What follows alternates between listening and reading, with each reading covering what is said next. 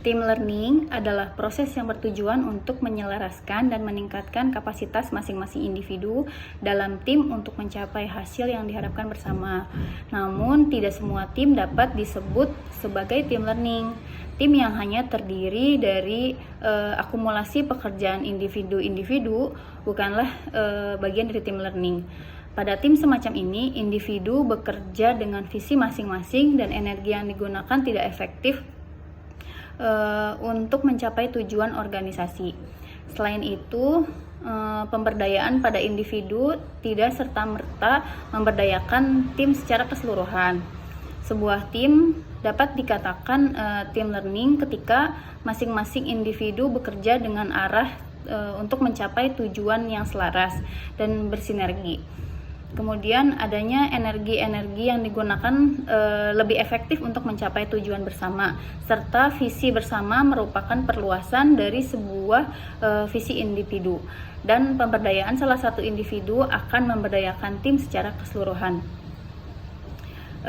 Untuk membuat team learning ini tentu dibutuhkan kerjasama dalam sebuah tim. Kebutuhan untuk berpikir secara mendalam untuk mengenal masalah yang kompleks. Bagaimana tim belajar untuk menggali potensi dari pemikiran-pemikiran yang ada dari setiap masing-masing anggota di dalam timnya.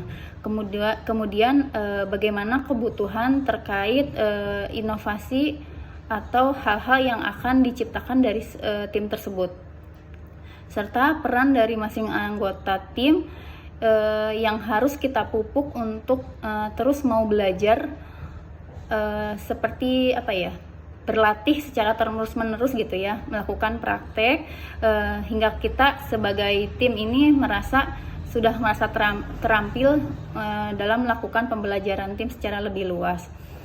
Team learning juga dapat dibentuk dengan diskusi dan dialog, bukan hanya sekedar informasi atau sharing best practice.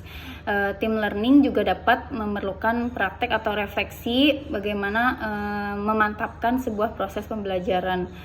Sebuah tim yang baik akan melewati banyak siklus praktek dan refleksi yang tidak pernah berhenti. Contoh kasusnya untuk di kelompok 2 ini, di mana yang secara awal tim itu punya tujuan untuk mengerjakan tugas team learning secara bersama-sama berkelompok. Namun ketika dihadapkan suatu masalah, kebetulan saya dapat musibah, anak saya kecelakaan, tentu itu secara spontan akan menjadi merubah tujuan sekilas gitu. Namun tujuan kita di awal itu adalah untuk mengerjakan tugas. Jadi mau nggak mau tanpa saya tugas ini harus tetap dikerjakan. Nah, bagaimana agar tugas tetap dikerjakan tanpa adanya saya? Waktu itu mungkin teman-teman sempat kebingungan, tapi akhirnya dengan persamaan visi, kemudian tadi mereka bisa saling bekerja sama untuk mengerjakan, akhirnya dapat terselesaikan. Kemudian saya juga sebagai anggota tim tetap memberikan kontribusi terbaiknya agar dapat menyelesaikan tugasnya dengan baik.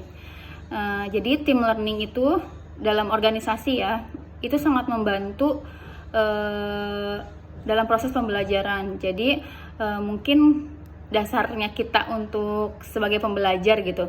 Organisasi yang akan memperoleh keunggulan di masa depan adalah organisasi yang menemukan cara bagaimana meminta komitmen orang dan kapasitas belajar pada semua tingkat organisasi.